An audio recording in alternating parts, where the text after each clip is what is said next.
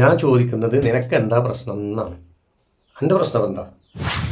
Charity ചെയ്യേ കൊടുക്കേ ഇതാക്കി ഒന്നും ചെയ്യട്ടെ, നമ്മുടെ കയ്യിൽ നിന്ന് പിരിച്ചിട്ടൊന്നല്ല തരുന്നത്. ആൾക്ക് സന്തോഷമുള്ള മാതിരിയാണ് ആൾ ചെയ്യുന്നത്. ഈ അച്ഛനെ ഇങ്ങനെ ഇട്ട് കരിപ്പിക്കേണ്ട വല്ല ആവശ്യമുണ്ടോ സായി? നിങ്ങൾക്ക് ഒന്ന് നോക്കി നോക്കിയാൽ നിങ്ങളൊന്ന് കണ്ടോക്കി. ഞാൻ ചോദിക്കട്ടെ, ₹1 ഞാൻ ആരോടെങ്കിലും മേടിച്ചിട്ടില്ല. എന്റെ വരുമാനത്തിൽ നിന്ന് ചെയ്യുന്നത്. പിന്നെ എന്തിനാ എല്ലാവർക്കും വിഷമം? ഞാൻ ആരോടും മേടിക്കാതെയാണ് ചെയ്യുന്നത്. എന്റെ വരുമാനത്തിൽ ഞാൻ ചെയ്യുന്നത്. നാളെ ചെയ്തില്ലെന്നേ ഉള്ളൂ. അല്ലെങ്കിൽ ചെയ്ത കാര്യങ്ങൾ കംപ്ലീറ്റ് ആയിട്ട് ആത്മാർത്ഥമായിട്ട്. കാരണം ഒത്തിരി പാവപ്പെടുത്ത കഷ്ടപ്പെടുന്ന ബുദ്ധിമുട്ടും പ്രയാസം അനുഭവിക്കുന്ന നിരാലംബരായിട്ടുള്ള കുറെ ആളുകളുണ്ട്. അതുകൊണ്ട് അച്ഛായ ഒരിക്കലും ചാറ്റ് നിർത്തരുത് കേട്ടോ, അതേ പറയാനുള്ളൂ. പക്ഷെ നമുക്ക് സായി ചോദിക്കാനുള്ള മറുപടി നമുക്ക് നോക്കാം. ഇത് മാത്രമല്ല, ജപ്തി, അതുപോലെ വീട് പണി, അതുപോലെ വിദ്യാഭ്യാസം, അന്നദാനം ഉൾപ്പെടെ കല്യാണം, ഇതെല്ലാം ഞാൻ ചെയ്യുന്നുണ്ട്. നിങ്ങൾക്കറിയാലോ. ഇതിൽ നാളെ നിർത്തണമെങ്കിൽ ഇവര് പറഞ്ഞു തന്ന പള്ളയുടെ പേര് ഞാൻ നിർത്തേണ്ട കാര്യമുണ്ടോ? ഈ കോടിക്കണക്കിന് ജനങ്ങൾ എന്നെ സ്നേഹിക്കുന്നില്ലേ?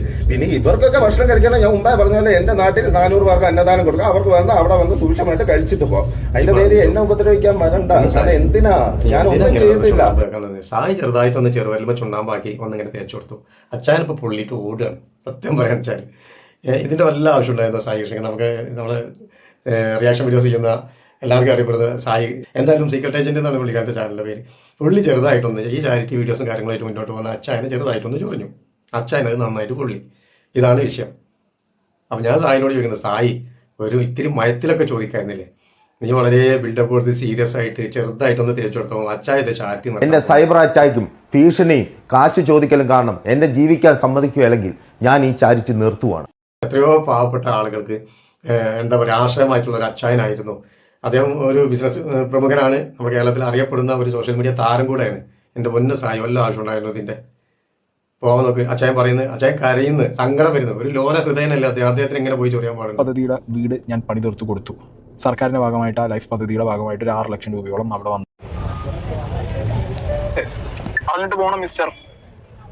അത് ചെയ്യാത്തടത്തോളം കാലം ടോണി ഇങ്ങനെ കരഞ്ഞ് നടക്കേണ്ടി വരും ടോണി. പിന്നെ പ്രശ്നങ്ങളാവും ടോണി. ഇതിന്റെ ബാക്കിലുള്ള എങ്ങനെ ഇത്ര ചാരിറ്റി ചെയ്യാനുള്ള ഫണ്ട് എവിടുന്ന് വരുന്നു? പഴയ സ്വർണ്ണം എടുക്കുന്നത് എങ്ങനെ? പിന്നെ IT ED എന്നൊക്കെ പറഞ്ഞിട്ട് ബിനാമി. ടോണിക്ക് ഭയങ്കര സീനാവും ഇതൊക്കെ. മോശമായി പോയി. പിന്നെ എനിക്ക് പറയാനുള്ളത് എന്താണെന്ന് വെച്ച് കഴിഞ്ഞാൽ, അദ്ദേഹത്തിന്റെ സ്വന്തം ബിസിനസ് ചെയ്ത് അതിൽ നിന്ന് കിട്ടുന്ന ലാഭമോ കാര്യങ്ങളൊക്കെ ഉപയോഗിച്ചിട്ടാണ് അദ്ദേഹം ഒരുപാട് ചാറ്റുകൾ ചെയ്യുന്നത്. ഞാൻ അദ്ദേഹത്തിൻ്റെ മിക്ക വീഡിയോകളും ഞാൻ കാണാറുണ്ട്. കാരണം നമ്മൾ സോഷ്യൽ മീഡിയ തുറക്കുമ്പോൾ തന്നെ അതിൽ വരാറുണ്ട്. അപ്പോൾ അതുകൊണ്ട് തന്നെ കാണും.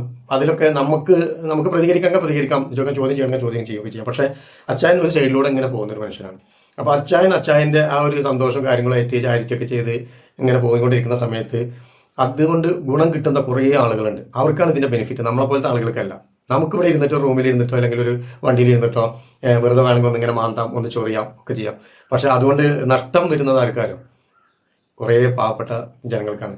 സർക്കാർ സഹായിക്കുന്നുണ്ടെങ്കിൽ പോലും സർക്കാരിന് എല്ലാത്തിനും പരിമിതികളുണ്ട്. അതും കൂടെ നമ്മൾ മനസ്സിലാക്കണം. അപ്പോൾ അതുകൊണ്ട് തന്നെ സർക്കാരിൻ്റെ സഹായം കിട്ടുന്നതോടുകൂടി തന്നെ ഇതുപോലത്തെ നല്ല നന്മയുള്ള മനസ്സിൻ്റെ ഉടമകളായിട്ടുള്ള ആളുകൾ നമ്മുടെ കേരളത്തിൽ കുറേ ഉണ്ട്. അവരൊത്തിരി സഹായങ്ങൾ ആളുകൾക്ക് ചെയ്യുന്നുണ്ട്. ഇപ്പോൾ വയനാട് ദുരന്തം ഒക്കെ പ്രളയം കാര്യങ്ങളും ഉരുൾപൊട്ടലൊക്കെ ഉണ്ടായില്ലേ, അന്നൊക്കെ പേഴ്സണലായിട്ട് ഒത്തിരി ആളുകൾ സഹായിച്ചിട്ടുണ്ട് അവിടെ. അതൊന്നും പേര് കിട്ടാനോ പ്രശസ്തിക്കോ വേണ്ടിയിട്ടല്ല. സർക്കാരിൻ്റെ ധനസഹായങ്ങളും കിട്ടിയിട്ടുണ്ട്. അതുപോലെ പിന്നെ ചാരിറ്റി മേഖലയിൽ വർക്ക് ചെയ്യുന്ന ആളുകൾ ഒത്തിരി ആളുകളെ സഹായിച്ചിട്ടുണ്ട്. അപ്പോൾ നമ്മുടെ മെയിനായിട്ട് ചാരിറ്റി വീഡിയോസ് ചെയ്യുന്ന ഫിറോസ് കുന്നംപറമ്പിൽ നിങ്ങൾക്കൊക്കെ അറിയുന്ന ആളാണ്. പുള്ളിക്കാരൊക്കെ എത്ര ആളുകളുടെ കണ്ണീരൊപ്പുന്നുണ്ട്, സാന്ത്വനമായി മാറുന്നുണ്ടെന്ന് അറിയും. നമ്മൾ എല്ലാവരെയും അടച്ചാക്ഷേപിക്കാൻ പാടില്ല. ഇതിലിപ്പോൾ സായി ഒന്നും ചെയ്തിട്ടില്ല. സായി ചെയ്ത കാര്യത്തിൽ മാത്രമേ ഉള്ളൂ. സായി അച്ചായനോട് ലൈഫ് മിഷൻ പദ്ധതിയിൽ 4 ലക്ഷം കിട്ടിയ ഒരു കുടുംബത്തിന് ബാക്കി, അതുകൊണ്ട് നമുക്കറിയാലോ 4 ലക്ഷം രൂപ കൊണ്ട് ഒരു വീടിൻ്റെ വർക്ക് ഫുള്ളായിട്ട് തീരില്ല. കാരണം ഇന്നത്തെ സമയത്ത് കൊട്ടേഷൻ കൊടുക്കുന്ന സമയത്ത് എഞ്ചിനീയർമാർ ചോദിക്കുമ്പോൾ 1000 സ്ക്വയർ ഫീറ്റ് വീടിന് മിനിമം 20 ലക്ഷം റുപ്യ അല്ലെങ്കിൽ 18 ലക്ഷം റുപ്യ അങ്ങനെയൊക്കെ ചെയ്യുന്ന ആളുകളാണ്. അപ്പോൾ അതുകൊണ്ട് തന്നെ ലൈഫ് മിഷൻ പദ്ധതിയിൽ നിന്ന് പാസ്സാകുന്ന വീടുകൾക്ക് ഇത്ര സ്ക്വയർ ഫീറ്റ് എന്നുള്ള കണക്കുണ്ട്. ആ കണക്കിൽ ഉള്ളിൽ ഒതുങ്ങിയിട്ടാണ് അവർ ആ പൈസ തരുന്നത്. അതുകൊണ്ട് നമുക്ക് വീടിൻ്റെ പരിപൂർണമായിട്ടുള്ള പണി കഴിക്കാൻ കഴിയില്ല ഈ കാലഘട്ടത്തിൽ എന്നുള്ള നിങ്ങൾക്കും അറിയുന്നത് പോലെ എനിക്കും അറിയുന്നതാണ്. അപ്പോൾ അച്ചായനോട് അവർ കോൺടാക്ട് ചെയ്തു. അവരുടെ വിഷമം കണ്ട് അച്ചായൻ പോയി ബാക്കി പൈസ കൊടുത്തു. അച്ചായൻ വീടിൻ്റെ ഫുള്ള് പണിയും കാര്യങ്ങളൊക്കെ ചെയ്തു കൊടുത്തു. സന്തോഷമായി. അവിടെ പറ്റിയ ഫാൾട്ട് എന്താണെന്ന് വെച്ച് കഴിഞ്ഞാൽ, അച്ചായൻ ഇത് എല്ലാം വീഡിയോ എടുക്കുന്ന പോലെ ഇതും വീഡിയോ എടുത്തു. ഞാനിത് കണ്ടോ 40ാമത്തെ കുടുംബത്തിന് 40ാമത്തെ വീട് വെച്ചു കൊടുത്തു. എൻ്റെ 40ാമത്തെ വീടാണെന്നൊക്കെ പറഞ്ഞാൽ അച്ചായനെ കുറിച്ച് ബിൽഡപ്പ് കൊടുത്ത് സംസാരിച്ചു. ദേ കിടക്കുന്നത് സായി എടുത്ത് അതിന് ഒരു ക്ലാരിഫിക്കേഷൻ ചോദിച്ചു. സായി ചോദിച്ചതാണ്, നിങ്ങൾ ലൈഫ് മിഷൻ പദ്ധതിയിൽ നിന്ന് കിട്ടിയ 4 ലക്ഷം രൂപ കഴിഞ്ഞ് ബാക്കിയില്ല കൊടുത്തുള്ളൂ, നിങ്ങൾ അതെന്താ ക്ലാരിഫിക്കേഷൻ തരാമെങ്കിൽ നിങ്ങൾ ചെയ്ത എല്ലാ ചാരിറ്റികളിലും അപ്പോൾ ഇതുപോലത്തെ പ്രശ്നങ്ങൾ ഉണ്ടാകാൻ സാധ്യത, അതിൻ്റെ ക്ലാരിഫിക്കേഷൻ വേണമെന്നാണ് സായി ചോദിച്ചത്. സായി ഇത്രേ ചോദിച്ചുള്ളൂ. പക്ഷേ അച്ചായ ദേ കിടക്കണം. അച്ഛൻ പറഞ്ഞ് ഞാൻ ചായറ്റ് നിർത്താൻ പോകും. ലാസ്റ്റ് അച്ഛൻ്റെ ഒരു വീഡിയോ ഉണ്ടാകുമ്പോൾ അതിൽ 10 ലക്ഷം റുപ്യ ഒരു കുടുംബത്തിനൊക്കെ കൊടുത്തിട്ട് അച്ഛൻ ചായറ്റ് നിർത്താൻ പോവാണ്. ഞാൻ ആരും ഉപദ്രവിക്കാറില്ല, ഞാൻ എൻ്റെ സൈഡിലൂടെ പോവുകയാണ്, ഞാനൊരു പാവാണ്, ബിസിനസ് ചെയ്ത് കിട്ടുന്ന ലാഭത്തിൽ നിന്നാണ് ഞാനിങ്ങനെ സഹായിക്കുന്നതൊക്കെ പറഞ്ഞിട്ട് അദ്ദേഹം ഒരു വീഡിയോസ് ഇട്ടിട്ടുണ്ട്. പക്ഷേ ഇതിൽ നഷ്ടം ആർക്കാന്ന് വെച്ച് കഴിഞ്ഞാൽ പാവപ്പെട്ട കുറച്ച് ആളുകൾക്ക് കിട്ടുന്ന സഹായം പോയി കിട്ടും.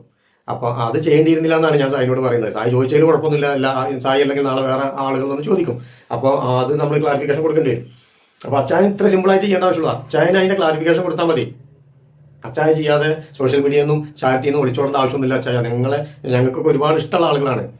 ചാരിറ്റി നിർത്തണമെന്നോ അല്ലെങ്കിൽ അച്ഛൻ്റെ ധനസഹായങ്ങൾ നിർത്തണമെന്നോ സായി ഒരിക്കലും പറഞ്ഞിട്ടില്ല. ഓക്കെ, അത് എല്ലാവർക്കും അറിയുന്ന കാര്യമാണ്. സായി ഇത്ര മാത്രമേ ചോദിച്ചുള്ളൂ, അതിൻ്റെ ക്ലാരിഫിക്കേഷൻ അല്ലെങ്കിൽ ക്ലാരിറ്റി വേണം. ഓക്കെ, അപ്പോൾ ഞാൻ ഇത് ഒരു കണ്ടന്റായിട്ട് എടുക്കണമെന്ന് വിചാരിച്ചല്ല, കാരണം എനിക്ക് അത്ര ഇഷ്ടമുള്ള ഒരാളാണ് ഈ അച്ചായൻ, ടോണി അച്ചായൻ. അപ്പോൾ അതുകൊണ്ട് തന്നെ ഞാൻ പക്ഷേ സായി ചോദിച്ചതിൽ തെറ്റിദ്ധരിക്കേണ്ട ആവശ്യം അച്ചായനില്ല. അതാണ് ഇതിൽ പറയാനുള്ളത്. ഇനി ഇതിനെ കുറിച്ചിട്ട് നമ്മൾ ഉസ്താദ് പറയുന്നത് എന്താണെന്ന് കൂടെ നമുക്കൊന്ന് കേട്ടോക്കാം. ഓക്കെ, ഞാൻ ആത്മാർത്ഥമായിട്ടാണ് നിങ്ങൾക്ക് ചെയ്തു തന്നത്. ഞാൻ എന്തെങ്കിലും കള്ളത്തരം കാണിച്ചിട്ടോ? എന്റെ തട്ടിപ്പെന്ന് പറഞ്ഞ് ആൾക്കാർ മുഴുവൻ പറഞ്ഞു നടക്കുമ്പോൾ നിങ്ങൾ പറ, ഞാൻ ചെയ്തിട്ടുണ്ടോ? 3, 1.5, 4 ലക്ഷം രൂപ. എന്റെ ഒരു സംശയം ചോദിക്കട്ടെ, നിങ്ങൾക്ക് എന്നോട് ദേഷ്യം തോന്നരുത്. ഒരാൾ കുറെ തിന്മകൾ ചെയ്യുന്നു, അപ്പൊ നമ്മളെല്ലാം എന്ത് വിചാരിക്കും? അയാൾ നന്നായാൽ കൊള്ളാമായിരുന്നു. എന്നാൽ ഒരാൾ കുറെ നന്മകൾ ചെയ്യുന്നു, അപ്പൊ നമ്മളോ അയാളുടെ കുറവിലേക്ക് മാത്രമേ നോക്കൂ. എനിക്കറിയാൻ വയ്യായിട്ട് ചോദിക്കാം, നമ്മൾ എന്താ ഇങ്ങനെ? കൊടുത്തവനും പ്രശ്നമില്ല, വാങ്ങിയവർക്കും പ്രശ്നമില്ല, കണ്ടു നിന്ന് നമുക്കാണോ പ്രശ്നം? നമ്മളൊരു പൊതുവായ സ്വഭാവം എന്താ അറിയോ? നമ്മൾ ഒരാളെ അങ്ങ് വല്ലാണ്ട് വളർത്തും, മുകളിലെത്തുമ്പോൾ നമ്മൾ തന്നെ താഴേക്ക് തള്ളിയിടുകയും ചെയ്യും. ഇതിനൊരു മാറ്റം വേണ്ടേ? അച്ചായം ചെയ്യുന്ന ചാറ്റുകളെല്ലാം എന്റെ അറിവില് സ്വന്തം പൈസയാണ്. 40ഓളം സ്വർണ്ണക്കടയുള്ള ഒരു മുതലാളിയല്ലേ, അത്യാവശ്യം പൈസയൊക്കെ ഉണ്ടാവൂലേ? വാങ്ങുന്നവരെ വീഡിയോ കാണിക്കലാണ് ഇവിടുത്തെ പ്രധാനപ്പെട്ട വിമർശനം. എന്നാൽ ഇവിടെയുള്ള ചികിത്സാധന സഹായങ്ങളെല്ലാം ഒരു മനുഷ്യന്റെ നിസ്സഹായമായ അവസ്ഥയെ പച്ചയായി കാണിച്ചിട്ട് തന്നെയല്ലേ ഇവിടെ പിരിവെടുക്കുന്നത്? എത്രയോ ബ്ലോഗർമാർ സാധുക്കളെ സഹായിക്കുന്നു, അവരിലേക്ക് നന്മ എത്തുന്നു. അതെല്ലാം വീഡിയോയായി നമ്മുടെ മുമ്പിൽ എത്തുമ്പോൾ നാം ഇരു കൈകൾ നീട്ടി സ്വീകരിക്കുന്നില്ലേ? അതുപോലെ കണ്ടാ മതി. നന്മയാണ് ഉദ്ദേശിക്കുന്നതെങ്കിൽ അവരത് ചെയ്യട്ടെ. ഒരു മുട്ടുസൂചി കൊടുത്താലും പൊതുവേദിയിൽ വെച്ച് കൊടുക്കുന്ന നമ്മളാണോ ഈ വിമർശിക്കുന്നത്?